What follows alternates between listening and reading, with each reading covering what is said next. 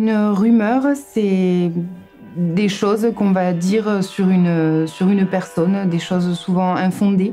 En fait, une rumeur, c'est quelque chose qu'on ne peut pas attraper. Autant un fait, je sais ce qui s'est passé, j'ai vu un élève mettre une gifle, je l'ai vu. Mais après, je peux raconter cette histoire et elle va être déformée. Je pense qu'une rumeur, c'est une fausse information que l'on va faire circuler volontairement. Maintenant, avec les réseaux sociaux, la rumeur, elle circule, de même que les images circulent sans qu'on puisse les arrêter. Le harcèlement, c'est le fait, selon moi, de s'acharner, que ce soit psychologiquement ou physiquement, au quotidien, sur une personne. Soit un élève embête un autre élève, soit un groupe d'élèves embête un autre élève. Le harcèlement, ce qu'il caractérise aussi, c'est le caractère régulier de la chose, c'est-à-dire que c'est tout le temps.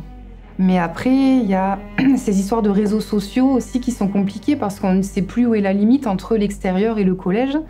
Et bien souvent, le harcèlement peut commencer sur les réseaux sociaux. Ça continue à la maison, ça continue même pendant qu'ils dorment. Alors qu'avant, s'il n'y avait pas les réseaux sociaux, ça restait, dès qu'ils sortaient du collège, c'était terminé, au moins. Là, non, ça continue après. C'est vrai que certaines personnes ont tendance à s'isoler quand elles sont harcelées, elles intériorisent beaucoup et elles ont du mal à en parler pour une raison ou une autre. Une personne harcelée, en général, perd confiance en elle et elle n'ose pas en parler parce qu'elle a toujours l'impression que c'est un peu de sa faute au départ. Elle se dit bah oui, c'est moi parce que je suis grand, je suis gros, je suis maigre, je suis petit, je suis comme ci, je suis comme ça. Il faut énormément les rassurer, qu'elles se sentent en confiance en fait au moment de parler et leur prouver voilà, qu'il n'y aura pas de représailles et qu'elles seront accompagnées jusqu'à ce que cette histoire soit réglée en fait. C'est très important l'accompagnement psychologique parce que malheureusement ça peut aller très très loin le harcèlement. C'était deux garçons, un qui harcelait l'autre et le harcelé a fini par se venger. Et le harceleur a fini à l'hôpital en réanimation. Traumatisme crânien. Donc ça peut aller très loin.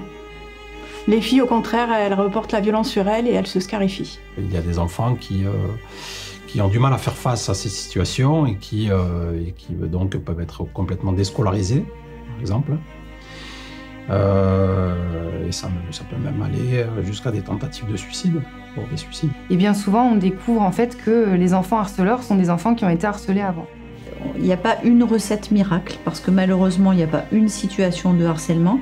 En gros, une situation de harcèlement, c'est un puzzle. Il faut reconstituer le puzzle en laissant de côté les rumeurs. Donc il faut essayer de retrouver le vrai